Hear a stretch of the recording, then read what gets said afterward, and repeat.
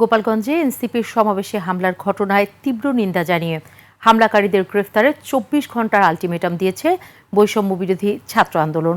সন্ধ্যায় শাহবাগে সংবাদ সম্মেলনে ৩ দফা দাবি জানান সংগঠনের সভাপতি রিফাত রশিদ। ২৪ ঘণ্টার আলটিমেটামের মধ্য দিয়ে আমরা বলতে চাই, আগামী ২৪ ঘণ্টায় গোপালগঞ্জ সহ সারা দেশে সাঁড়াশি অভিযান পরিচালনার উপর আমরা কঠোর নজরদারি রাখব।